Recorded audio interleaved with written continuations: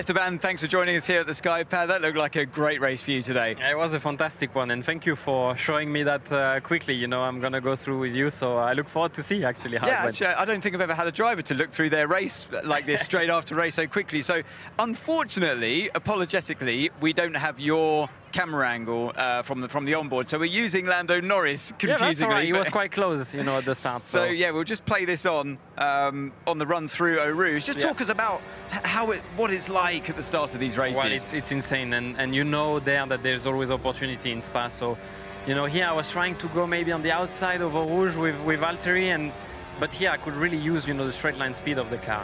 You go inside, outside. Yeah, it's I didn't know where he was gonna do, but he was blocked here, so I could brake later, and I managed to go around the outside of Valtteri. So one done. We see some dust coming up. This is Lance Stroll going off in turn 5, 6. 6, yeah. What goes through your mind when you see dust flying like that? Yeah, well, I'm going to be like, okay, so that's not the end of the lap 1 chaos. That's going to last for quite a while. When does it all start to calm down at the start? When do you feel like we're in a rhythm now, we're safe, and you know you have a bit more space around you? What part on the track and which lap usually? Well, for me it was around maybe lap 25. It was crazy how much fighting there was at the time. But so you started P16. Yeah, fighting your way through the whole time. Exactly. So you obviously had the faster car than others around you. Yeah. Do you, at that point, do you go into it a bit nervous, thinking I have to protect myself and my car because I know I've got the speed in it? Yeah, well, kind of that, and almost didn't happen well, because when I went on the outside of Nicolas as well, or Alex, I don't remember, it was a Williams, but we almost touched. And we have that actually. You have that. Yeah. All right. So lap 15, here you are on the exit of turn 15. Yeah. You've got Daniel Ricciardo in front, and that's Latifi who you were just talking about. The double overtake coming up. That was quite good fun. And at the time I thought, you know, I'm gonna have my clip here, and then you know they blocked each other basically. So I'm pushing the overtake button here because I'm thinking. Just mentioned that, if we can highlight. So over, that's what it means. It's exactly. The overtake. You quickly on that button. So you are using the battery to deploy until the braking zone, basically. It's quite it's critical, the energy here, and you're trying to get the maximum out of the race, but you can get in trouble basically if you use too much.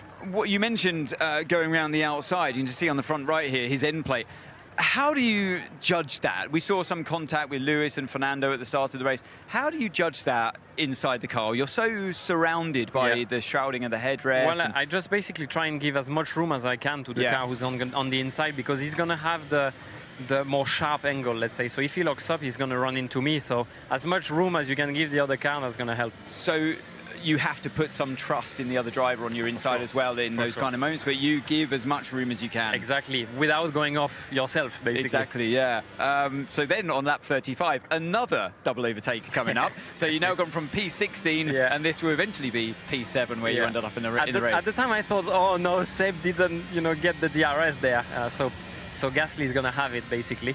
And I thought, okay, there is an opportunity again there, because... And do you have to lift in Eau Rouge when you're so close? Yeah, a little bit. You know, it's not that easy. So going on the left of Seb, he's been very fair, leave me the space, and then I had fresher tires on Gasly, so I could go around the outside. So thank you, guys.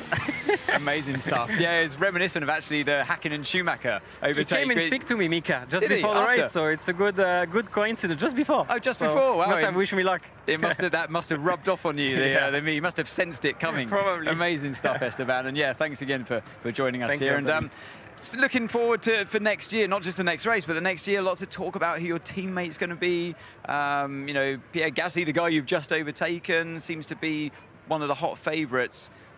Whoever it is, do you feel with the experience you have now within this team at Alpine that you can lead this team and bring them bigger prizes in the future? Yeah, whoever you have on your side. I mean, to me, it doesn't change the whole world. For me, it's important to stay focused, you know, lead my team as I'm doing, you know, try to get, you know, the team to go on the right way, keep progressing the whole time. And yeah, that's what we're doing. We're on the right path at the moment. We are scoring the points. We are getting quicker each race. And we can be proud of ourselves. So, you know, that's completely out of our mind. What's the important is to keep that fourth place. The race team is totally committed to the performance, so that's what we need. Best of luck for the next races coming up. Thanks again.